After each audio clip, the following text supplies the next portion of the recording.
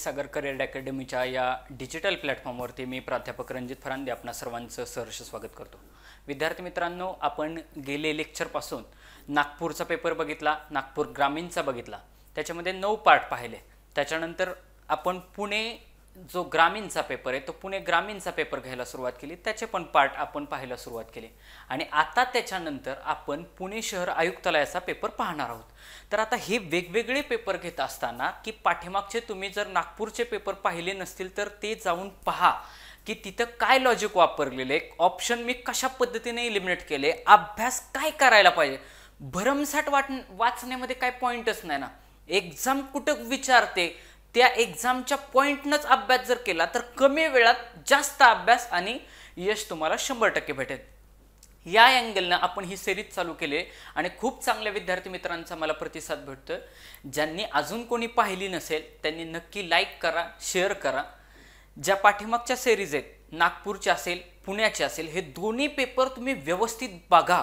ते पाहिल्यानंतर मग हा पुणे आयुक्तालयाचा पेपर आहे। ह्या पेपर बद्दल सांगायचं झालं तर हा जो काय पुणे आयुक्तालयाचा आपला जो पेपर आहे, या पुणे आयुक्तालयाच्या पुणे शहर पोलीस आयुक्तालय पुणे भरती 2023 चा पेपर आहे हा। मग तो 21 ची भरती होती, 23 चा पेपर झाले, म्हणजे रिसेंटचा पेपर आहे। पाठीमागच्या वेळी पण 2023 चा रिसेंटचा पेपर घेतला होता पुणे ग्रामीणचा, हा पुणे शहर आयुक्तालयाचा आहे। याचं मेरिट हे कंपॅरेटिव्हली म्हणजे पेपर कंपॅरेटिव्हली अवघड होता। बाकीच्या पेपरचा तुलना केली तर पेपर 100% अवघड होता बाकीच्या पेपरचं कंपॅरिझन, पण फार पण अवघड नव्हता।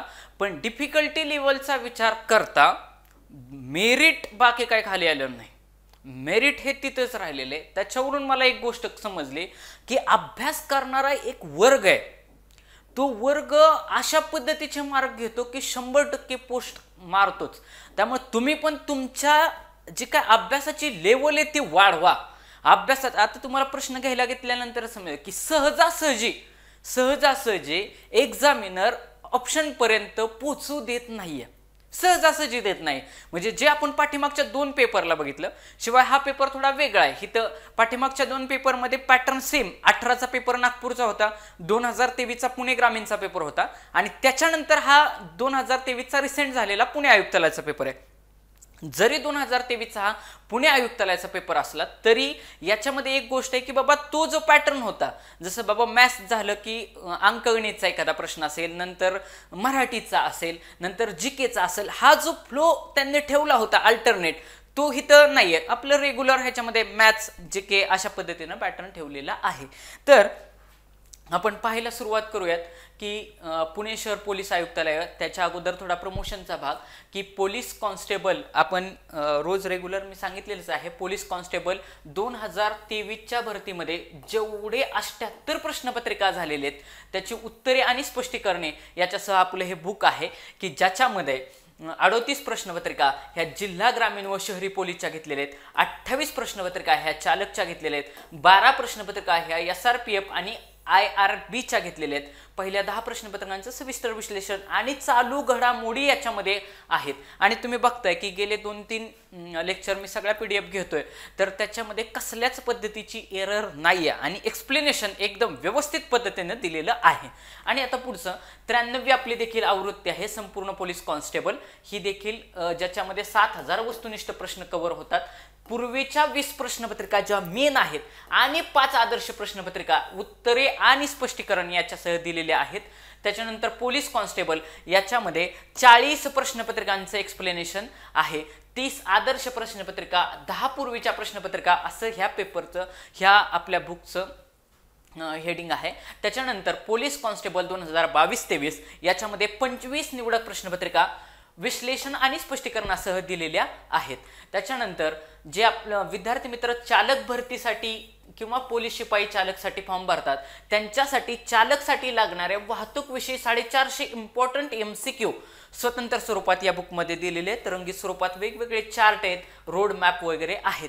आणि त्याच्यानंतर वाहतुकीचे कायदे, नंबर प्लेट वगैरे सगळं याच्या ह्या बुकमध्ये आपलं मेन्शन केलेलं आहे। आणि पुढचं बुक आहे पोलीस शिपाई चालक, ज्याच्यामध्ये मोटार वाहन चालवण्याचे वाहतुकीचे कायदे व नियम हे आणि 2021 चे जे काही 21 प्रश्नपत्रिकांमध्ये वाहतूक विषयी जेवढे प्रश्न विचारले होते तेवढे आणि 650 नियम व कायद्यांवर आधारित MCQ या बुकमध्ये आहेत.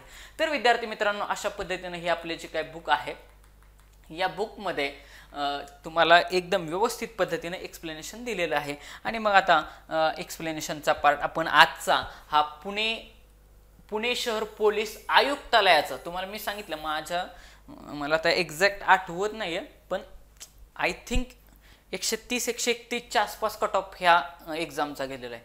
म्हणजे सरासरी जर सपोज तुम्ही 40 मार्क्स ग्राउंडला धरले, 40 to 45 तर ह्या पेपरला सुद्धा 85 to 90 मार्क्स घेणारे विद्यार्थी मित्र आहेत. म्हणजे 90 मार्क घेणारे, आणि 90 मार्क घ्यायला जड नाही. तुम्ही अजूनही लक्षात घ्या, 90 मार्क सहज भेटू शकतात.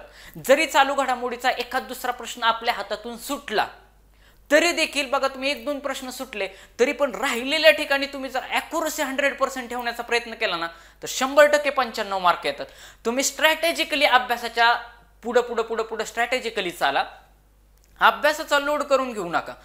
पहिल्यांदा ह्या 78 प्रश्नपत्रिका संपवणे, त्या पण क्वालिटी, तेवढ्या 78 प्रश्नपत्रिका झाल्या ना, तर तुम्हाला दुसरं पुस्तकच वाचण्याची गरज नाही. सगळ्याच्या सगळ्या ह्याच्यामध्ये एवढं डिटेल व्यवस्थित दिलेलं आहे, त्याच्या बाहेर प्रश्नच जात नाही, त्याच्या बाहेर क्वेश्चनचा पॅटर्न जात नाही. आता बघा, आपला क्वेश्चन आहे हा, ज्याच्यामध्ये डिअर हा शब्द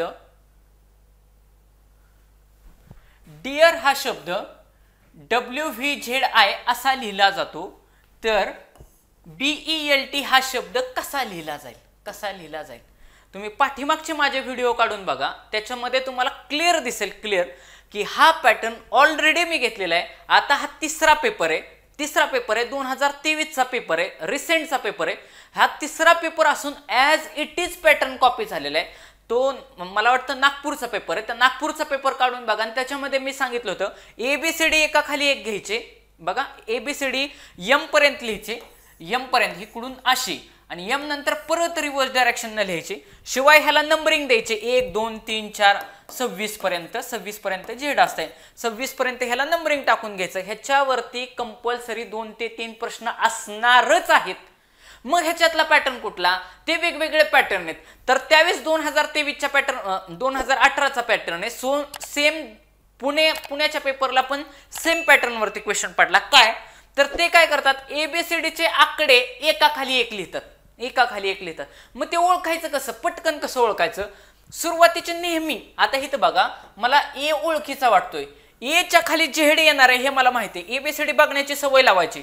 A च्या खाली झेड आहे, B च्या खाली Y आहे, आणि M च्या खाली N आहे. शेवट M च्या खाली N हे लक्षात राहील. A च्या खाली सगळ्यात शेवटचा अक्षर झेड आहे हे लक्षात राहील. मग आता बघा, मला हितच कळलं, वरती बघितल्या A च्या खाली झेड आहे, 3 नंबरला माझा A दिलाय, आणि हितच 3 नंबरला झेड दिलाय. म्हणजे 100% एका खालचं एक असं लॉजिक लावलेलं आहे. आणि ऑप्शन जरी मी बघितले असते ना, तरी मला कळलं असतं. आता बघा, ह्या डिअर ह्या शब्दामध्ये, हिथं बघा, डिअर ह्या शब्दामध्ये E दिलेला आहे, आणि हिथं पण E दिलेला आहे. जे लेटर E ला हिथं येईल तेच लेटर E ला हिथं येणार ना. मग E 2 नंबरला आहे, हिथं E ला V दिलाय, मग खाली 2 नंबरला V असलेला एकच ऑप्शन आहे. ऑप्शन गेला. म्हणजे मी सहज नसतं, माझी नजर जरी तेज असती ना, तरी मी ऑप्शन काढला असता. लक्षात आलं का? म्हणजे मी पहिल्यांदा काय केलं की हिथं बघितलं, हिथं ए आहे, ई ह्याच्यामध्ये हिथं ई दिसतोय, ह्याच्यातले कुठले लेटर रिपीट झालेत का, या शब्दामध्ये याच्यातले कुठले लेटर्स रिपीट झाले आहेत का ते पाहिलं. ह्याच्यातलं मला ई रिपीट झालेला दिसतो. जर ई रिपीट होतोय तर जे ई ला हिथं व्ही लेटर दिलेले तेच लेटर बट ऑब्वियस हिथं दिलेलं असणार. म्हणजे 100% ई ला, ई माझा 2 नंबरला आहे, हिथं पण माझा 2 नंबरला आहे. एक्झामिनरनं फक्त आणि फक्त एकाच ठिकाणी व्ही 2 नंबरला ठेवलाय. म्हणजे तुम्हाला कमी वेळामध्ये उत्तरापर्यंत पोहोचवण्याचा एक्झामिनर प्रयत्न करतोय. काय करतोय? एक्झामिनर. आणि आपण पण नेहमी एक्झामिनरच्या माइंडसेटनं पेपर सोडवायचा. हा व्हिडिओ बघत असताना तुमची कॉन्सन्ट्रेशन लेवल ही एकदम पीक लेवलला पाहिजे. लक्षात घ्या, मी जे सांगतोय हे डिरेक्टली ब्रेन मध्ये गेलं पाहिजे. जर तसं झालं तर 101% तुम्हाला फायदा होणारच. आता बघा, मी पहिल्यांदा काय केलं ह्या प्रश्नामध्ये की याच्यातले कुठले लेटर इथं दिसतायत का, मला डिअर मधले कुठले लेटर बेल्ट मध्ये दिसतायत का ते पहिल्यांदा चेक केलं, त्याच्यावरून ऑप्शन एलिमिनेट केला, तर पाहता क्षणी मी सगळे ऑप्शन घालवले. आता दुसरा ऑप्शन बघा, ऑप्शन वरून जाण्याचा प्रयत्न करायचा. इथं सुरुवातीला वाय हे दिलेले, वाय दिलेले, हिथं वाय दिलेले, हिथं वाय दिलेले आणि हिथं व्ही दिलेले. म्हणजे ज्या ठिकाणी मॅक्सिमम प्रेफरन्स ठेवला असेल बघा, जिथं मॅक्सिमम हिथं वाय दिसतोय, हिथं वाय दिसतोय, हिथं वाय दिसतोय, म्हणजे 100% उत्तर या ठिकाणी नाही. या ठिकाणी ह्या ऑप्शनलाच उत्तर नाही. आता बघा, हिथं जी आहे, हिथं जी आहे, हिथं एच आहे, राहिले होते 3 पर्याय. जर हिथं जे दिसतोय, हिथं जे दिसतोय, म्हणजे ह्या ऑप्शन मध्ये पण उत्तर ठेवण्याची प्रोबॅबिलिटी कमी राहील. ऑप्शन वरून उत्तराकडे जाऊ. आता बघा, हे बघितलं की मला तुम्हाला मी काय सांगितलं, ए ला इथं झेड वापरलेला मला दिसला होता, त्याच्यावरून इथं बी हे लेटर होतं, बी च्या लेटर खाली वाय, बी ला वाय जोडायचा आणि शेवटून लेटर सगळे ह्याच्या खाली एक लिहित आला की तुम्हाला ती उत्तरं भेटतील. सरळ सरळ त्या फॉर्मॅटमध्ये प्रश्न उत्तरं दिलेली आहेत. बी च्या खाली वाय लिहिलेलं आहे, त्याच्यानंतर ई च्या खाली व्ही दिलेला आहे, ई च्या खाली व्ही दिलेलं आहे, ई च्या खाली व्ही दिलेला आहे. अजून कुठले जे काय लेटर असतील, टी होतं आय थिंक, टी च्या खाली जी. हे सगळे लेटर तुम्ही जुळवले की 100% तुम्हाला उत्तर भेटणार. म्हणजे pattern as it is repeat झालेला आहे. जर पॅटर्न रिपीट होतोय तर आपण तेच एकदा पॅटर्न जर झाला, मला सांगा, मला हा पॅटर्न जर माझ्या लक्षात राहिला, मला कळतंय की जर एबीसीडीचा एखादा क्वेश्चन आला तर ते काय करतात, आकडेवरून टाकलेले असतात त्यांचे सिक्वेन्स ठेवतात, अल्टरनेट नंबर देत आहेत किंवा एका खालचे एक विचारतायत. झाले ना. एक टाईपचा प्रश्न जर केला डोक्यात ठेवला ना, कशाला त्याला ह्याला 500 प्रश्न सोडवायची काय गरज आहे का. तुम्ही जर सपोज हा प्रश्न आहे, ह्याचे 500 प्रश्न जरी सोडवले तरी काय लॉजिक वेगळं लागणार आहे का. मग 500 प्रश्नासाठी सोडवण्यासाठी तुम्ही वेळ घालवला ना, तो वेळ येणार आहे का. तो वेळ जिथं तुम्ही कमी आहे ना तिथं घालवा. पॅटर्न चेक करत राहायचं ना. पहिल्या लगेच कळतं. आपल्या डोक्यात पॅटर्न फिक्स पाहिजेत. 1 2 3 4 आकडे वरून दिले का, एबीसीडी कशा पद्धतीने अरेंज केले हे लक्षात घ्यायचं. ही जी एबीसीडी आहे ही अरेंज कशी केले. आपल्याकडे पॅटर्न किती झाले, आता आपण जेवढे 2 पेपर बघितले, ह्या 2 पेपरमध्ये जे काय 5-7 क्वेश्चन झाले असेल त्याच्यामध्ये एक तर त्यांनी काय केलं, एका खाली एक असलेले जवळपास 2-3 प्रश्न विचारले. आता ही तिसरी प्रश्नपत्रिका आहे, अवघड आहे, रिसेंट झालेले, तरी पण एका खालचा एक पॅटर्न रिपीट होतोय. म्हणजे कुठल्या ना कुठल्या जिल्ह्याला 100% एबीसीडी एका खाली एक असलेला पॅटर्न येणारच आहे. काय मी सांगितलं, येणारच आहे. आता दुसरी गोष्ट ते काय करतायत, ए दिला की बी ला झाकणार सी देत आहेत, डी ला झाकणार ए देणार, ई देणार, एफ ला झाकणार जी देणार, एच झाकणार आय देणार. म्हणजे अल्टरनेट सिरीज विचारतात. बघा, अल्टरनेट सिरीज विचारतात. तो एक पॅटर्न झाला. म्हणजे अशा पद्धतीनं काय वेळेस नसते स्वर देतात, नसते आकडे देतात, आकड्यांमध्ये गॅप ठेवतात, तो गॅप अल्टरनेटिंगली आहे का तो चेक करायचं. अशा पद्धतीनं हा एबीसीडीचा प्रश्न सोडवता राहायचा. आता पुढचा प्रश्न, विसंगत पर्याय ओळखा. विसंगत पर्याय ओळखा. काय दिलंय, मीटर, फूट, इंच आणि किलोग्राम. तुम्हाला मी अगोदरच सांगितलंय विसंगत म्हणजे चुकीचं. विसंगत म्हणजे काय, चुकीचे. जर तुम्हाला चुकीचे ओळखायचे आहे तर सुरुवात लास्ट ऑप्शन पासून करायचे. का, कारण जास्तीत जास्त वेळा उत्तर तिथे ठेवण्याचा प्रयत्न केला जातो. आणि तुम्ही ऑप्शन वाचा, किलोग्रॅम सगळ्या शेवटना, मीटर मध्ये लांबी मोजली जाते, फुटात पण आपण लांबी मोजतो, इंचात पण आपण लांबी मोजतो. सगळ्यांना माहिती आहे, आपण उंची मोजतो त्यावेळेस आपलं फूट किती फूट आहे, 6 फूट आहे, 5 फूट, 5.5 फूट, इंच किती आहे, त्याच्यानंतर मीटर मध्ये कापड मोजतो. पण किलोग्रॅम मध्ये वजन मोजतो. वजन हा 100% विसंगत घटक आहे. उत्तर आलं. म्हणजे हे या प्रश्नाचं माझं उत्तर राहील किलोग्रॅम. बाकीचे सगळे एकाच एककामध्ये आहेत. आता पुढचा प्रश्न, परत एबीसीडी वरती एकदाच एबीसीडी लिहायची, परत 4 वेळा एबीसीडी लिहित बसायचं नाही. एकदा व्यवस्थित एका खाली एक कॅपिटल लेटर मध्ये एबीसीडी लिहायची. रोज जोपर्यंत एबीसीडी लक्षात राहत नाही तोपर्यंत रोज डेली लिहायचे. म्हणजे लिहायचेच, अर्धा मिनिट लागतो. 30 सेकंदाच्या आत एबीसीडी लिहून होतो. A B C D F G H I Z पर्यंत लिहायची. त्याच्या पुढे 1 2 3 4 5 6 23 पर्यंत 26 पर्यंत नंबर टाकायचे. असे कितीतरी मुलं येतं, म्हणजे मी माझ्या डोळ्याने बघितले, असे कितीतरी मुलं येतं ज्यांचे एबीसीडीचे लेटर पाठ आहेत. ई म्हणलं की 5 सांगणार, बी म्हणलं की 2 सांगणार, झेड म्हणलं की 26 सांगणार, एन म्हटलं की 14 सांगणार. असे कितीतरी मुलं येतं की फटाफट आकडे सांगतात की हे किती का, तर असला जर प्रश्न विचारला आकड्यावरती. आता बघा गरला काहीतरी इथं आकडे दिलेत म्हणजे 100% काय केले, ABCDच्या आकड्यांवरती खेळवण्याचा प्रयत्न केलाय. बर मी काय बघितलं, पहिल्यांदा लेटर बघितले GIREL HEAR, हा काहीच रिपीट नाही. बर म्हणजे मला हिंट काय भेटणार नाही. मग मी आता काय करणार, G ला 7 दिलंय, त्याच्यानंतर I ला 9 दिलंय. बर R ला 18 आणि L ला 12 अशा पद्धतीने दिलेले. तर ह्याला मॅच होते का बघायचं. पहिल्यांदा बघायचं G ला 7 100% लॉजिक लागलं. बर I ला 9 झालं. आता लेटर इथले पुढचे सगळे चेक करत बसायचं नाही, पहिले 2च चेक करायचे. 2 चेक केलं की थांबायचं, लगेचच इकडे यायचं. इकडे आलं की पहिलं आणि शेवटचं चेक करायचं. म्हणजे H चेक करणार मी आणि R चेक करणार. H मध्ये काय दिलेलं आहे, H मध्ये काय दिले, Hचं लेटरचा आकडा बघायचा.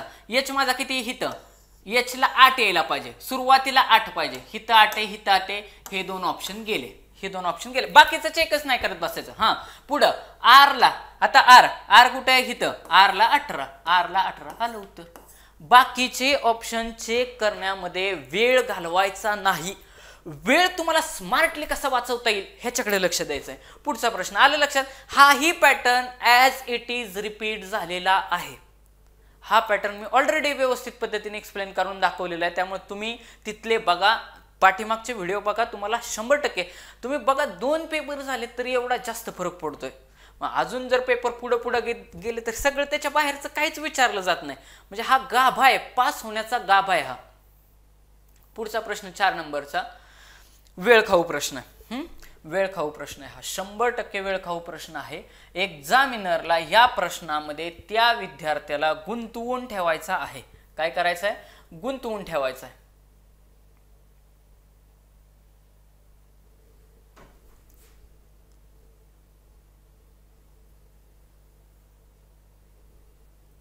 आता बघा सेरीज दिलेले, सेरीज म्हणजे हा सेरीजचा प्रश्न आहे.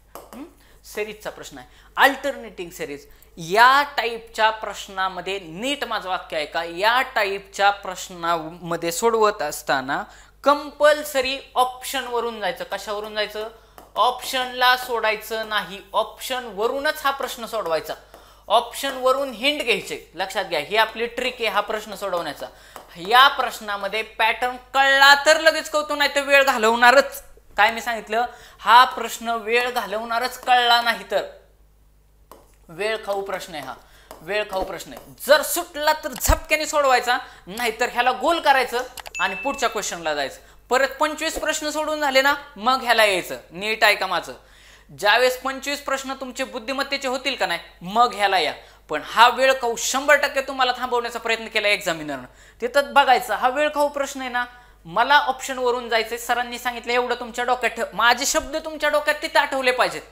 पेपर मी जसं सोडवते ते तसेच्या तसे शब्द तुम्हाला डोक्यात आठवले पाहिजेत. ऑप्शन वरून जायचंय. बर मी आता ऑप्शन चेक करायला सुरुवात करणार की ऑप्शन वरून जात असताना मी हे बघितलं सेरीज आहे, ह्याच्यामध्ये काय करायचं, ऑप्शन वरून जायचं. आणि दुसरी ट्रिक आपली असे की गट पाडायचे, गट पाडा. कमीत कमी 3 आणि जास्तीत जास्त 4चे काय करायचे, गट पाडायचे. गट म्हणजे गट पाडायचे छोटे छोटे, एक गट तयार करायचा, सेम रिपीट होते का बघायचं. गटाचं रिपिटेशन असतं ह्या प्रॉब्लेम मध्ये. ह्याला वेगळी अशी म्हणजे नाही का लॉजिक म्हणता येईल किंवा ट्रिक म्हणता येईल असे काय नाही. जास्तीत जास्त म्हणजे मी जेवढे आतापर्यंत ह्या टाईपचे क्वेश्चन पाहिलेले आहेत किंवा सोडवलेले आहेत, हे सरळ सरळ मी ऑप्शन वरून जाण्याचा प्रयत्न करतो. ऑप्शन तिथं ठेवायचा, गट पाडायचे, 3चा गट पाडायचा, 4चा गट पाडायचा आणि त्या पद्धतीने पुढे जायचं. आता बघा मी सुरुवातीला काय करणार, अशा पॅटर्न मध्ये सुरुवातीला आकडे सगळे मोजून घेणार. 1 2 3 4 रिकामी जागा पण मोजायच्या. 4 5 6 7 8 9 10 11 12 13 14 15 16 17 18 माझे लेटर किती आहेत, टोटल 18 लेटर्स आहेत. ओके म्हणजे ह्याला 3 किंवा 4चे गट पाडा असं मी सांगितलं, म्हणजे 3 न भाग जाऊ शकतो. मी ह्याला 3 न भाग घालवला, किती झाले 6. 6 न म्हणजे 3 न भाग जातो ना, म्हणजे 3 3चे असे 6 गट पडाय पाहिजे. किती 6, 3 3 लेटर असलेले 6 गट पडाय पाहिजे. म्हणजे हा एक गट, हा दुसरा गट, हा तिसरा गट, हा चौथा गट, हा पाचवा गट आणि हा सहावा गट. अशा पद्धतीनं 6 गट पडायला पाहिजे. म्हणजे 3चे गट पडतायत एवढं माझ्या लक्षात आलं. कशावरून? आकड्यांच्या टोटल काउंटिंग वरून. परत एकदा सांगतो मी, 1 2 3 4, परत रिकामी जागा पण मोजल्या 5 6 7 8 9 10 11 12 13 14 15 16 17 18 18 पर्यंत हे आकडे मी मोजले. त्याच्यानंतर मी दुसरी हिंट काय तुम्हाला सांगितली की तुम्ही हे करा, एक तर 3 किंवा 4 चे गट पाडा. 3 जर इथं 4 न भाग जाणारे असते ना तर मी 4 न घालवले असते, पण मी सुरुवात नेहमी 3च्या गटापासून करतो. ओके, म्हणजे स्टेप झाले. स्टेप नंबर 1 काय? सगळं मोजून घेतलं, ही झाली स्टेप नंबर 1. स्टेप नंबर 2 काय? की मी त्याचे 3 आणि 4 मध्ये गट पाडणं. दुसरी स्टेप झाली. तिसरी स्टेप सगळ्यात VIP स्टेप आहे, ती म्हणजे काय? की मी याचा विचार ऑप्शन वरून करणार. कशावरून करणार? ऑप्शन वरून. आता बघा ऑप्शन बघू. हिथं पहिल्यांदा सी आहे, हिथं सी आहे, इथं सी आहे, पण हिथं बी आहे. 100% हा ऑप्शन माझा नसणार आहे. म्हणजे ज्यावेळेस मी ऑप्शन वरून जाणार आहे ना त्यावेळी पण बेस्ट कुठला बसतोय हा ऑप्शन मी ट्राय करत बसणार आहे. तिथे पण मला वेळ वाचवायचा आहे. आता परत या पुढं. हिथं शेवट ए दिलाय, जसा सुरुवातीला सी दिलाय तसा शेवट ए दिलेला आहे. हिथं शेवट ए दिलेलं आहे, पण हिथं शेवट सी दिलेलं आहे. म्हणजे हे उत्तर येण्याचे चान्सेस माझे कमी येतं. म्हणजे मला हे 2 ऑप्शन ट्राय केले पाहिजेत. हे 2 ऑप्शन मला ट्राय केले पाहिजे. Option number 1. आता परत एकदा त्याच लॉजिक लावलो आपण. बघा, ज्यांनी पाठीमागचे व्हिडिओ पाहिले असतील त्यांच्या लक्षात येईल की आपलं ते ट्रिकच आहे की जर माझं ऑप्शन नंबर 1 आणि ऑप्शन नंबर 3 मध्ये कन्फ्युजन झालं तर मी ऑप्शन नंबर 3 ला चूज करणार, 1 ला जाणार नाही. 1 ला जाणार नाही. मग आता बघा, मला एक तर हा ऑप्शन किंवा हा ऑप्शन ह्याच्यामध्ये फिलिंग द ब्लँक्स मध्ये बसवायचा आहे. तर मी काय करेल, सुरुवातीला ऑप्शन नंबर 3च उचलणार, ना की 1 उचलणार. का 1 नाही उचलणार? कारण तुम्हाला मी पाठीमागच्या सगळ्या व्हिडिओमध्ये सांगितले मॅक्सिमम एक्झामिनर काय करेल. आता असंही मी 2 ऑप्शन वरती आलो होतो.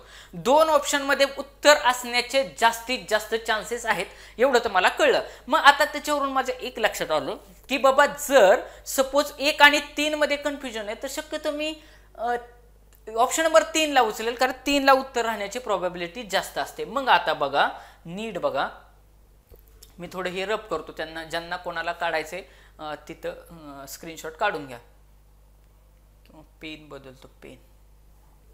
आता बघा, ए बी डॅश आहे इथं, डॅश, परत BCA, परत डॅश आहे EC, परत डॅश आहे CAB, परत डॅश आहे CBC. ओके, मी जर शेवट बघितला ना, शेवट पण थोडं चेक करायचं.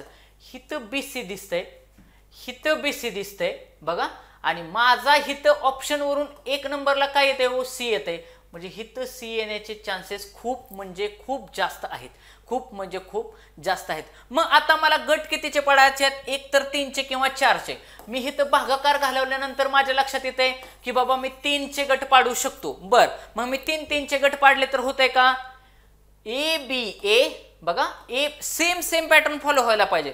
ABA CBC, परत इथं काटा मारला, ABA परत CBC झालं की, ABA परत CBC झालं. तसं हे शेवटच्या CBC वरून आपल्या लक्षात आलं असतं की CBC हा एक पॅटर्न येण्याचे जास्तीत जास्त चान्सेस आहेत. बघा ना, इथं परत एकदा दाखवतो तुम्हाला. हिथं शेवट मला काय दिसतंय? CBC. मी कितीचे गट पाडायचे ठरवले? 3चे गट पाडायचे. शेवट मला CBC दिसतोय, म्हणजे माझा एक गट राहण्याचे चान्सेस आहेत. बर, मग आता मी हिथं आलो. ABA 3चा गट रेश मारायचे, कंपल्सरी रेश मारायचे. जर ही लाईन मारली तर मला एक गट सापडला ABAचा. पुढचा गट माझा काय असेल? सरळ CBCचा असेल. हिथं BC दिलेलं आहे आणि हिथं रिकामी जागा दिलेली आहे. माझे ऑप्शन सांगतात की तू C टाक. मी हिथं C टाकला, परत लाईन मारली, काय झाली? CBC. म्हणजे ABA लाईन मारली, परत CBC ही दुसरा गट झाला, परत लाईन मारली, परत काय यायला पाहिजे माझं? हाच गट परत फिरून यायला पाहिजे. म्हणजे काय? ABA यायला पाहिजे. बघा मग येते का?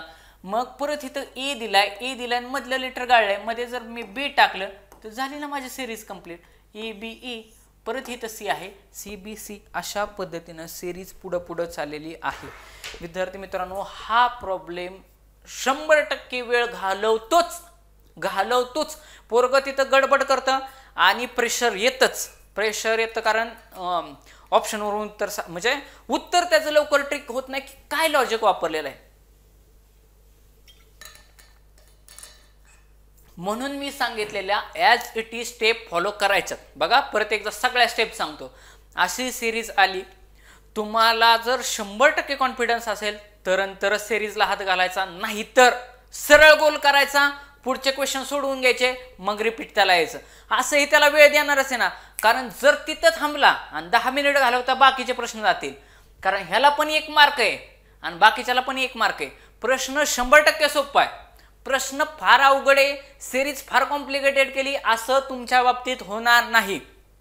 तुम्हाला सिरीजचं लॉजिक देत असताना एक तर 3 ह्याचं तरी लॉजिक देणार किंवा 4 ह्याचं तरी देणार, त्याच्या बाहेर देणार नाही.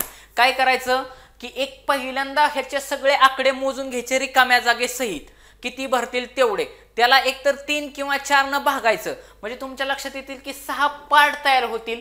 3 न भाग जातोय म्हणजे मी 3 जर माझं तुम्ही म्हणता की सर 3चं लॉजिक बसलं नसतं तर मी सरळ परत 4 ग्रुप केले असते, परत सिरीज बसते का बघितलं असतं आणि उत्तर काढलं असतं.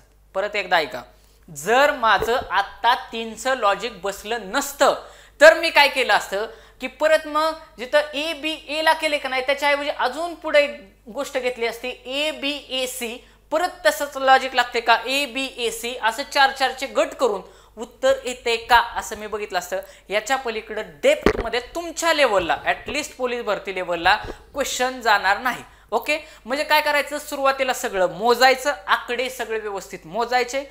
मुद्दा नंबर 2, 3 किंवा 4 मध्ये त्याचे गट पाडायचे, शक्यतो तिथेच उत्तर राहील.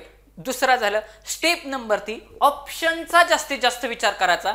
हा क्वेश्चन ऑप्शननीच व्यवस्थित सुटतो. परत एकदा ऐका, हा प्रश्न ऑप्शननीच व्यवस्थित सुटतो. मी बघितलं की 1 नंबरला सी ए, 3 नंबरला पण सी ए, 4 नंबरला पण सी ठेवलंय, पण हिथं बी ठेवलंय, त्या अर्थी हिथं उत्तर माझं नव्हतं, एक ऑप्शन लिमिट झाला. आता शेवटचं बघा, शेवटी ए ठेवला, हिथं ए ठेवलाय, पण हिथं बाकी सी ठेवलाय, हा ही ऑप्शन गेला. ह्या 2 मध्ये माझं उत्तर राहिलं. 50% ऑप्शन गेले ना, म्हणजे 50% चेक करायला माझा वेळ कमी लागणार. आणि कंपल्सरी उभी लाईन मारायची, त्याच्यामध्ये गट केले की उभी लाईन मारायची, गट केले की उभी लाईन मारायची, म्हणजे क्वेश्चन आपल्याला सोपा करायचा, सोडवताना सोपा करायचा. या स्टेप कंपल्सरी फॉलो करायच्याच, तरच लवकर प्रश्न सुटतो. आता पुढचा प्रश्न काय की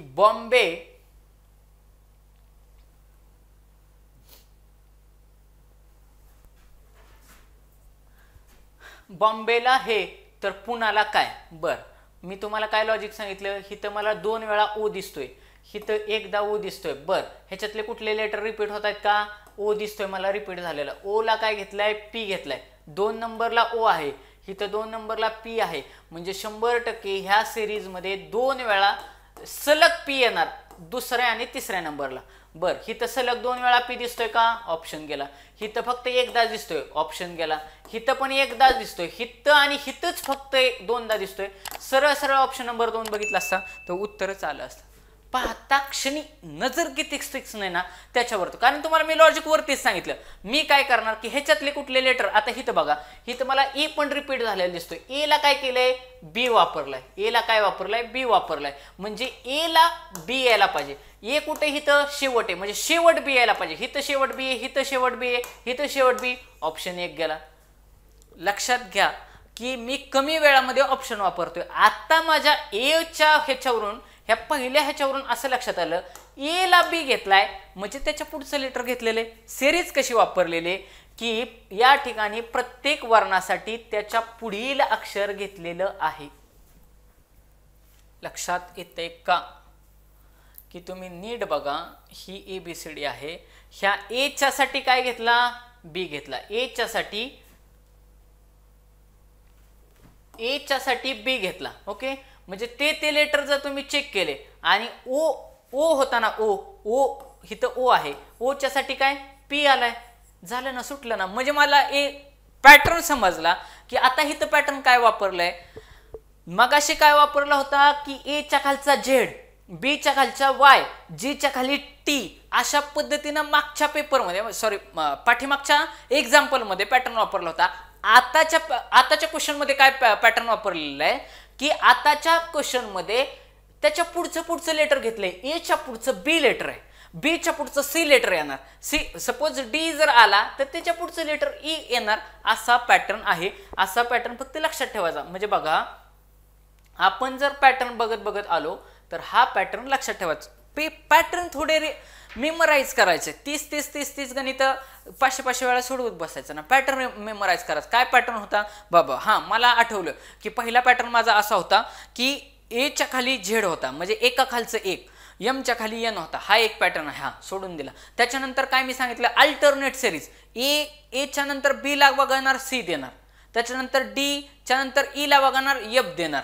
कळलं? एक वगळून एक लेटर देणार. ओके, तो एक पॅटर्न झाला. आणि आता तिसरा एक पॅटर्न मी बघितला. काय तिसरा पॅटर्न? चालू पेपरमध्येच की काय पॅटर्न आहे की त्याच्या पुढचं ते लेटर त्याच्या पुढच्या लेटरनं रिप्लेस केलेलं आहे. काय केलेलं आहे?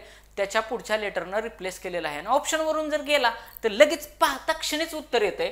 मी पाहिलं ना, नजर जर ठेवली होती, मला कळतंय की बाबा हिथं ओ आहे, हिथं 2 वेळा ओ आहे, म्हणजे ओ हिथं दुसऱ्या आणि तिसऱ्या नंबरला, हिथं ओ साठी पी वापरला, दुसऱ्या तिसऱ्या नंबरला सलग लगेच पी पाहिजे. हिथंच एकाच ठिकाणी मला पी लेटर दिसलं होतं, याच ठिकाणी मला पी लेटर लगेच जोडून दिसलं होतं. बाकीचे ऑप्शन बघण्याची गरजच नव्हती हो. हे डायरेक्टच ऑप्शन एलिमेंट झाले असते, लगेचच उत्तर आलं असतं.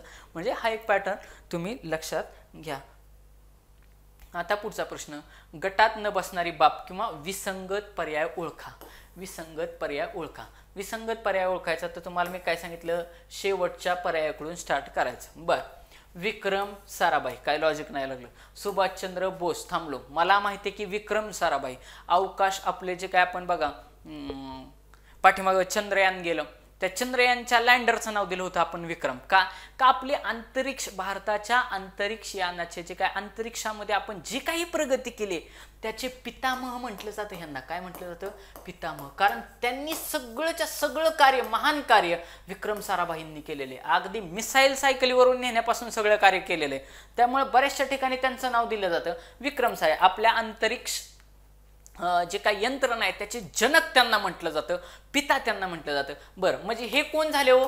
सरळ सरळ शास्त्रज्ञ झाले. काय झाले? सरळ सरळ शास्त्रज्ञ झाले. बर, पुढं सुभाषचंद्र बोस. सुभाषचंद्र बोस हे बाबा स्वातंत्र्य लढ्यात सहभागी झाले होते. आता थांबलो मी बरं का, काहीतरी हिंट लागण्याची शक्यता आहे. जगदीशचंद्र बोस, तुम्ही जर थोडं वाचलं असेल तर हे पण मोठे सायंटिस्ट आहे. आणि होमी बाबा हे पण अंतरिक्षाच्या रिलेटेड सायंटिस्ट आहेत. मग ह्यांचे बोस पार्टिकल म्हणून एक आहे, 5वा पार्टिकल, तो बोस पार्टिकल म्हणून आहे. म्हणजे हे पण शास्त्रज्ञ आहेत.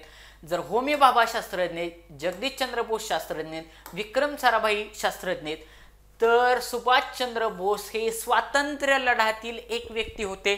भारताला स्वातंत्र्य मिळण्यासाठी खूप महत्त्वाचा वाटा सुभाषचंद्र बोस यांचा होता, हे आपल्याला सगळ्यांना माहिती आहे. त्याच्यामुळे सरळ सरळ ह्याचं उत्तर काय राहील? ऑप्शन नंबर 3 राहील. काय राहील? Option number 3. आणि विद्यार्थी मित्रांनो, मी तुम्हाला अगोदरच सांगितले, तुम्ही पाठीमागचे कुठली पण क्वेश्चन पेपर, तिसरा पेपर आहे हा, मी तुम्हाला अगोदरच सांगितले, जर व्यक्तीवर क्वेश्चन विचारला असेल ना, व्यक्तिविशेषवरती जर क्वेश्चन विचारला जात असेल तर जास्तीत जास्त प्रेफरन्स हा ऑप्शन नंबर 3 ला ठेवण्याचा प्रयत्न केला जातो. काय? जर व्यक्तीच्या विशेषवरती क्वेश्चन विचारला असेल तर जास्तीत जास्त ती एक्झामिनर ऑप्शन नंबर 3 ला ठेवण्याचा, आणि आपला प्रेफरन्स हा ऑप्शन नंबर 3 लाच जायचा. आता वरचा क्वेश्चन बघू आपण. मला वाटते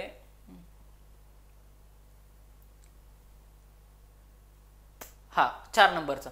इथे पण बघा ऑप्शन नंबर 3च उत्तर आहे ह्याचं. ऑप्शन नंबर 3च उत्तर आहे ह्याचं. अवघड प्रश्न होता. जर एखाद्याला जमलाच नसता, वेळच पुरला नसता, तुम्हाला मी काय सांगितलं, गोल करा, पुढे चला, नंतर या. आणि सपोज असं समजा की पेपरच काढून घेण्याची वेळ आली, त्याने डायरेक्टली जरी ऑप्शन नंबर 3 मार्क केलं असतं तरी पण त्याचं उत्तर बरोबर आलं असतं. त्यामुळे मॅक्सिमम प्रेफरन्स ऑप्शन नंबर 2 आणि ऑप्शन नंबर 3 ला ठेवायचा. आणि नाहीच आलं तर सरळ सरळ 3 मारायचं. उत्तर येण्याचे चान्सेस मॅक्सिमम बरोबर राहतात. मॅक्सिमम पुढं 7 नंबरचा क्वेश्चन आहे, सिरीज दिलेली परत. काय दिलेली? सोपी सिरीज दिलेली इथं. 2, 10, 30, 68, 130 आणि 2, 2, 2. बर, खाली ऑप्शन बघितले 326, 333, 343, 350. बर, काय लॉजिक लागते का? तर या ठिकाणी ह्या 68 वरून मला एवढं लक्षात आलं की माझा 4चा जो काय वर्ग, 4चा घन आहे, 4चा जो घन आहे हा 64 आहे. किती आहे? 64. आणि त्याच्या जवळ आकडा चाललाय, म्हणजे काहीतरी घनाच्या रिलेटेड लॉजिक वापरलेलं आहे. बघा, मी मधली सिरीज वाचताना सगळ्यात पहिल्यांदा मला हा आकडा स्ट्राईक झाला की 4चा घन 64 आहे आणि 4चा घन 64 आणि त्याच्या जवळ आकडा चाललाय. मग 68 आणि 64 मध्ये काय संबंध आहे? तर माझ्या असं लक्षात येत की 68 आणि ह्यांची वजाबाकी केली तर 4 उत्तर येईल. म्हणजे ज्याचा घन आहे त्यालाच मिळवलं की उत्तर भेटतंय. परत एकदा काय लॉजिक वापरलं इथं?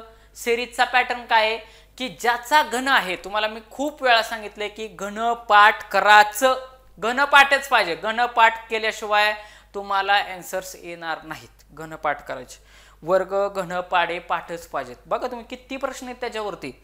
ह्या ठिकाणी लॉजिक असं वापरलेलं आहे की घन संख्येचा घन अधिक तीच संख्या त्याच्यात मिळवली, तीच संख्या त्याच्यामध्ये मिळवलेली आहे. घन अधिक तीच संख्या त्याच्यामध्ये मिळवलेली आहे. मग बघू आपण लॉजिक लागते का आपलं, तशाच पॅटर्न मध्ये उत्तर येते का? हा, काय 2 मध्ये काय केले? 1चा घन किती झाला? 1चा घन 1 अधिक तीच संख्या 1 किती झाले? 2. बर, 2चा घन किती? 8 अधिक 2 अधिक तीच संख्या, 2चा घन 8 अधिक तीच संख्या 2, उत्तर झालं 10. 3चा घन 27 अधिक तीच संख्या 3 किती झाले? 30. 4चा घन किती? 64 अधिक 4 किती झाले? 68. असं पुढं चाललंय. मग इथं 6चा घन च्या पुढं इथं यायला पाहिजे 7च्या घनाच्या तिथं. 7चा घन किती? 343 अधिक 7. 7चा घन 343 अधिक 7 बरोबर 350. हे तुमचं उत्तर राहिलं. हे तुमचं उत्तर राहिलं. आता पुढचा प्रश्न, म्हणजे पॅटर्न समजून घ्यायचा. काय केलंय? काही ठिकाणी पाठीमागचा एक क्वेश्चन बघितला तर तिथं सरळ असा प्रश्न विचारला होता की बाबा ह्याच्यातला पुढचा वर्ग काय, पुढचा घन काय, बघा, किंवा घन अधिक तीच संख्या. बघा, घन अधिक तीच संख्या, उद्या काय करतील? घन वजा तीच संख्या. म्हणजे आता काय केले? 7चा घन अधिक 7. इथं काय लॉजिक वापरलं की 7चा घन अधिक तीच संख्या 7. उद्या काय करतील?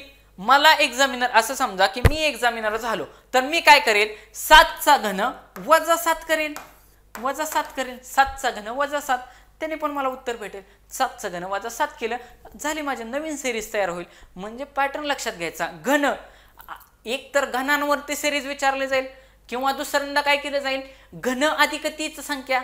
आणि तिसरा पॅटर्न काय विचारला जाईल? घन वजा तीच संख्या. झालं. किंवा अजून काय पॅटर्न करेल? घन अधिक 1 किंवा घन वजा 1, घन अधिक 2 किंवा घन वजा 3.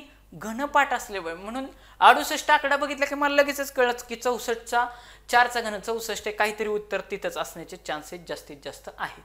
परत सिरीजचा प्रॉब्लेम आला. म्हणजे एक्झामिनर तुम्ही बघा की एक्झामिनर थांबवण्याचा प्रयत्न करतोय, एक्झामिनर स्टुडंटला पुढे जाण्याचा प्रयत्न करून देत नाही. सुरुवातच मॅथमॅटिक्सनं केलेली. सुरुवात जरी मॅथमॅटिक्सनं, पेपर आपल्याला मार्क काढायचे, आपल्या सिरीजचं टायटल आहे 95 मार्क आपल्याला आले पाहिजेत. आणि लक्षात घ्या, तुम्ही म्हणताल 95 कुठं मार्क येतील का?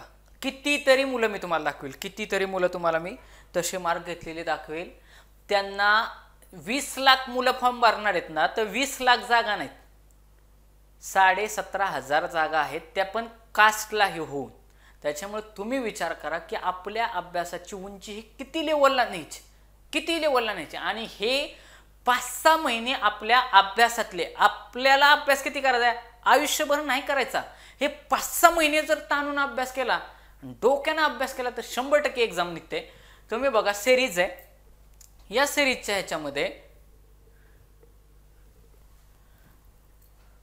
काय तुम्हाला सांगितलं मी पहिल्यांदा, स्टेप नंबर 1 काय, सगळं मोजून घ्यायचं.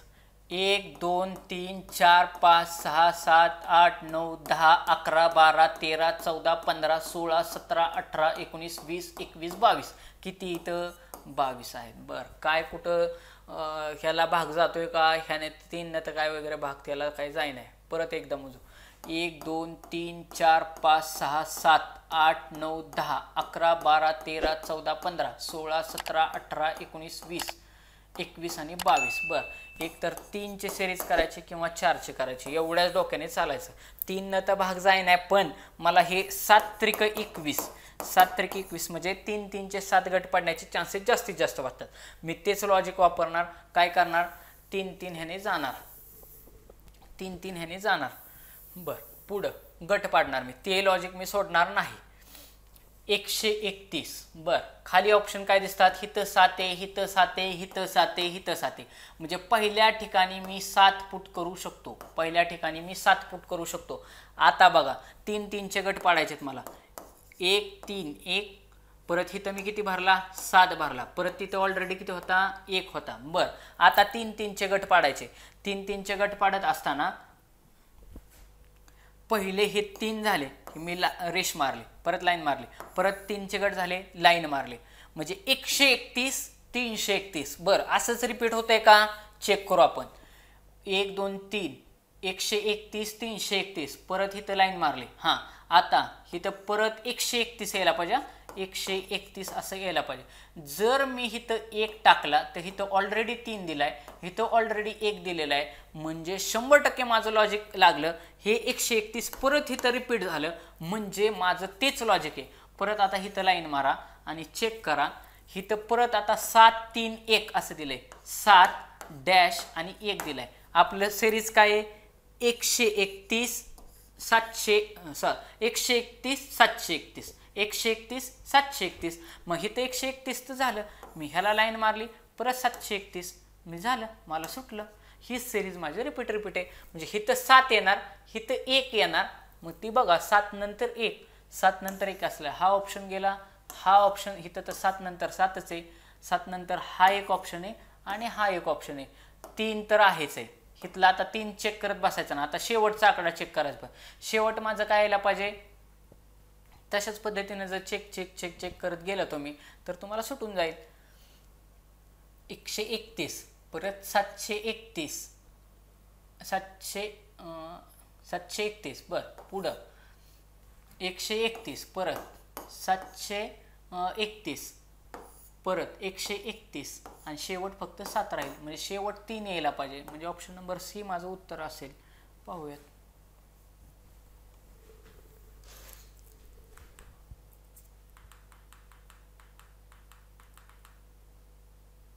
ऑप्शन नंबर सी माझं उत्तर आहे. बघा तुम्ही, आता तुमच्या समोरच सोडवलेलं आहे मी. हे बघा, ऑप्शन नंबर सी माझं उत्तर आहे. म्हणजे लक्षात आलं का तुमच्या, की एक गोष्ट लक्षात घ्या, 131 331, 131 331 म्हणजे काय, मी ऑप्शनवरून गेलो. मुद्दा नंबर 1, 3 3चे गट पाडले, 3 3चे गट पाडले सुरुवातीला, 3 3 किंवा 4 4चे. जरी 22 आले तरी कन्फ्यूज झालो नाही मी. मग मी सुरुवातीला गट तुम्हाला काय सांगितलं, एक तर 3चे पाडायचे किंवा 4चे पाडायचे आणि ऑप्शनवरून जायचं. ऑप्शनवरून गेला 100% तुम्हाला उत्तरापर्यंत तुम्ही पोहोचणारच. कारण ऑप्शनचा पहिला आकडा सगळीकडे 7 होता, तो 7 मी टाकून बघितला, 131 झाला, परत 731 झाला. मला एक पॅटर्न सापडला. परत मी बघितलं की 131 731 येते का, ते आलं की लगेच सापडलं ना. बाकी चेक करायचीच गरज पडली नाही, मला सरळ आलं. आणि जरी आलं नसतं, तुम्ही विचार करा बरं, जरी एखाद्या विद्यार्थ्याला हे दोन्ही सिरीजचे प्रॉब्लेम आहेत, त्यांनी काय केलं असतं की सपोज वेट नंतर ठेवले असते, गोल करून पुढे गेला असतं की बाबा लॉजिक सापडते का नाही, उगाच कुठं वेळ घालवता नाही का, पहिले हातातले मार्क घेतले असते, ह्याला वेटिंगला ठेवलं असतं, ह्या 2 प्रश्नांना वेळच घालवला नसता आणि परत येऊन सरळ ऑप्शन नंबर 3 दोन्ही प्रश्नांना मार्क केलं असतं, तर 100% उत्तर दोन्ही त्याच्या बरोबर आले असते. म्हणजे तुम्ही लक्षात घ्या की मॅक्सिमम त्यांचं इंटेन्शन असो, मॅक्सिमम पद्धतीनं ऑप्शन नंबर 3 ऑप्शन नंबर 2 ला उत्तर असण्याचे चान्सेस असतात. आता पुढचा प्रश्न काय दिलेलं आहे की 324 सिरीज दिलेले, 324 288 मध्ये 18. बर, काय लॉजिक वापरले काय समजत नाही. पुढं 240 इथं 22 196. बर, माहिती नाही. बर, 560 460 आणि मध्ये प्रश्नचिन्ह, म्हणजे प्रश्नचिन्हाच्या जागी काय येईल हे आपल्याला काढायचंय. याच्यावरून मला एक कळलं की ह्या दोघांचा काही ना काहीतरी संबंध ह्या प्रश्नचिन्हाशी आहे. आणि मग तुम्हाला मी अगोदरच सांगितले, कसला जरी प्रश्न असला आला ना, पहिल्यांदा वजाबाकी करून घ्यायचे. मग आता मी जर पहिलं लॉजिक काय हे चेक करण्यासाठी मी पहिलं घेतलं 324. किती? 324 वजा 288. 324 वजा 288 केलं, 4तनं 8 जात नाहीत, किती झाले 14. 8 आणि 6 14. 8 आणि 6 14. बर, इथं राहिला 1. 1तनं 8 जात नाही, इथं झाले 11. इथं 2 म्हणजे इथं 0. 11तनं 8 गेला 3. 36. मग इथं आला 36 आकडा. दोघांचे आकडेवारी वजाबाकी आली 36. 36चा आणि 18चा काय संबंध आहे? मी हे संबंध जोडण्याचा प्रयत्न केला तर माझ्या असं लक्षात येईल, 36ला जर मी 2 भागलं तर उत्तर 18 येते. 18 2 36. ज्याचे पाडेपाठ असतील त्याला तर लगेचच कळेल. म्हणजे मला असं वाटतं की ह्या दोघांची वजाबाकी आणि त्याला भागिले 2 जर केलं तर माझं उत्तर भेटतंय. काय मी सांगितलं परत एकदा ऐका. दोघांची वजाबाकी, ह्या दोघांची वजाबाकी आणि त्याला भागिले 2 केलं, वजाबाकीला भागिले 2 केलं की माझं उत्तर येते. बर, पुढचा मग हितला चेक करू. हा ऑप्शन लॉजिक लागतंय का? 240 बघा, 240 वजा 196 वजा 196. 10तनं 6 गेले 4. बर, इथं उरले 3. 3तनं 9 गेले जात नाहीत, इथं झाले 13. 13तनं 9 गेले 9 4 13. 44 आलं की 44. 44 भागिले 2 केलं, 44 भागिले 2 केलं, उत्तर किती आलं 22. म्हणजे माझं 100% जे काही मी लॉजिकचा विचार करत आहे ते 100% बरोबर आहे. ते 100% बरोबर आहे. मग आता प्रश्न सोडवायचा. आता काय सरळ 560 बघा, 560 वजा 416 सोडवलं की मला उत्तरच येणार. 560 वजा 416. मग हे 10 झाले. इकडून एक हातचा घेतला, 10तनं 6 गेले 4. इथं उरले 5. ह्या 5तनं 1 गेला 4. इथं एकच राहिला होता, इकडून एक हातचा गेला, इथं 0. 44. काहीतरी चुकलं का? हा 10 5 नाही गेला.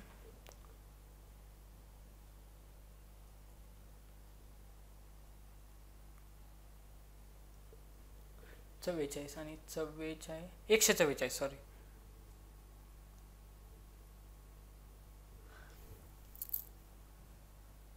$560.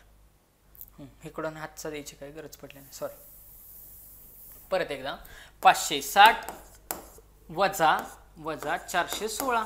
416 इथे एक हातचा आला, 10तनं 6 गेले 4. इथं राहिले 5. इकडे हातचा घ्यायची गरज नाही. 5तनं 1 गेला 4 आणि ह्या 5तनं 4 गेला 1. 144.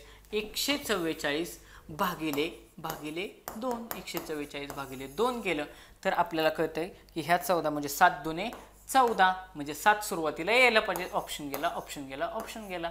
7 दुने 14. खाली उरले 0. वरून वरचा हा 4. बे दुने 4 म्हणजे 72. 144ला 72 दुने 144 हे या प्रश्नाचं उत्तर असतं. हे या माझ्या प्रश्नाचं उत्तर असतं. आणि आता 10व्या नंबरचा प्रश्न परत तशाच पद्धतीचा अंकगणित आणि सिरीज काहीतरी ठेवलेली. बर, काय लॉजिक येते? चौकोन म्हणलं की कुठं ना कुठं तरी काय ना काहीतरी आकडा नेलेला आहे.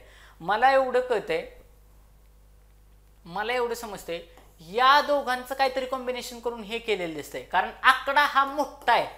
हा मोठा आकडा ज्या अर्थी त्या अर्थी ह्या दोघांचं काहीतरी कॉम्बिनेशन करून वरचा आकडा तयार केलाय. चौकोन पण तसेच तयार केलेत ना, म्हणून तर प्रश्नचिन्ह हित ठेवलंय ना. या प्रश्नचिन्ह हित ठेवण्याच्या पाठीमागच्या लॉजिकवरूनच मला असं लक्षात आलं की ज्या अर्थी प्रश्नचिन्ह हित ठेवलंय त्या अर्थी या दोघांमध्ये काहीतरी लॉजिक लावलेलं आहे, म्हणून प्रश्नचिन्ह हित ठेवलेलं आहे. कळते का? या दोघांमध्ये काहीतरी लॉजिक लावलेलं आहे म्हणून उत्तर हित काढलेलं आहे. या दोघांमध्ये काहीतरी लॉजिक आहे म्हणून उत्तर हित ठेवलेलं आहे. आता बघा काय लॉजिक आहे तर मला कळते आकडा की बेरीज जर केली 14 अधिक 7 केले, 14 वजा 7 केले तर उत्तर 7च येते, म्हणजे काहीच विषय नाही. 14 अधिक 7 केले तर 21च उत्तर येते, म्हणजे पोचत नाही तिथपर्यंत. बरं, गुणाकार करून बघू का? बरं, 14 गुणिले 7, 14 गुणिले 7. बरं, 7 चोक 28, हातचे आले 2, 7 एके 7 आणि 2 9, 98. 98 आणि 49 यांचं लॉजिक आहे का काय? भागिले 2 केलं तर, भागिले 2 केलं तर आलं की उत्तर. मग बघा 98 भागिले 2, बेचोक 8, बेचोक 8, खाली उरला 1, वरून घेतला 8, झाले इथं 18, 92 18, 92 18, म्हणजे किती झाले? 18तनं 18 गेले, 0 राहिले, म्हणजे 49 माझं काहीतरी येतंय, उत्तर आलं ना. सेम लॉजिक दुसरीकडे लागते का बघा तिथंच ह्याच्यासाठी. म्हणजे काय? 13 गुणिले 12, 13 गुणिले 12, 12 त्रिक 36, पाडेपाठ असाय पाहिजेत.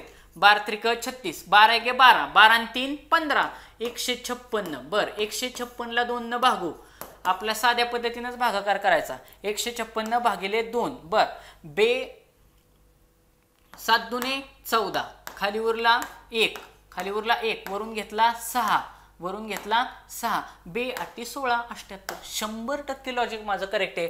म्हणजेच उत्तर काढताना मला आता काय करावं लागेल? उत्तर काढताना मला 17 गुणिले 18 भागिले 2 करावं लागेल. हे माझं लॉजिक आहे ह्या प्रश्नाचं. काय? 17 गुणिले 18, 17 गुणिले 18 करेल मी, आणि मग ह्या दोघांचा जो काय गुणाकार येईल, आता गुणाकार करत बसत नाही, वेळ जास्त लेंदी लेक्चर होत चालले. 17 गुणिले 18 जर केलं, भागिले 2 केलं तर उत्तर येते 153. 153 हे या प्रश्नाचं उत्तर राहील. 153 हे या प्रश्नाचं उत्तर राहील. आणि मी सांगता बाकीच्या कुठल्याच प्रश्नाच्या ठिकाणी लॉजिक सांगितलं नाही. एक लक्षात घ्या की आकडे आपले ते लॉजिक सोडायचंच नाही ना. ते जे आपलं जुनं लॉजिक आहे कुठलं, की छोटा आकडा मोठ्या आकड्याकडे जायचं नाही. हे तर 70 दिले, ह्याला मी जाणारच नाही. 162 ह्याला मी जाणारच नाही. उत्तर माझं ह्या दोघांमध्येच आहे. 3 आणि 4 मध्ये जर मी कन्फ्युजन झालो, 3 आणि 4 मध्ये कन्फ्युजन झालं तर उत्तर मी 3 ला ठेवेन. आणि तुम्ही नीट ऑब्झर्व करा, सिरीजचं तिसरं गणित आहे, सिरीजचं तिसरं गणित ऑप्शन नंबर 3 लाच उत्तर ठेवले. 3 लाच उत्तर ठेवले. मॅक्सिमम प्रेफरन्स हा ऑप्शन नंबर 3 ला राहतो. विद्यार्थी मित्रांनो, तुम्हाला ही लेक्चर सिरीज कशी वाटली नक्की सांगा. आपण अजून तुमच्यासाठी हे 2023चे सगळे जास्तीत जास्त पेपर कसे घेता येतील ह्याच्या दृष्टीनं प्रयत्न करणारे 21चा देखील एखादा पेपर घेईन. तुम्हाला कसं एक्सप्लेनेशन वाटतं नक्की कमेंट बॉक्समध्ये सांगा. तुमच्या जास्तीत जास्त विद्यार्थ्यांपर्यंत शेअर करा, सबस्क्राईब करा, जेणेकरून तुम्हाला हे व्हिडिओ चे नोटिफिकेशन तुम्हाला भेटत जातील. आणि बघा, ते लॉजिक चेंज होत नाही. जे पाठीमागच्या 2 पेपरला लॉजिक लागलेले तेच लॉजिक सेम ह्या पेपरला पण लागतंय, हे आपल्या लक्षात आले. म्हणजे आता आपला जवळपास 3रा पेपर आहे, त्याच्यावरून आपल्याला एक समजते की ते पॅटर्न चेंज करत नाहीत. पॅटर्न चेंज करत नाहीत. क्वेश्चन पेपर हा पास होण्याचा आत्मा आहे. क्वेश्चन पेपर पास होण्याचा आत्मा आहे. त्यामुळे हे जे काही पेपर आहेत तुम्ही जास्तीत जास्त लाईक करा. मला अजून जास्त व्हिडिओ बनवण्यामध्ये तुमच्यामुळे उत्साह भेटेल. धन्यवाद.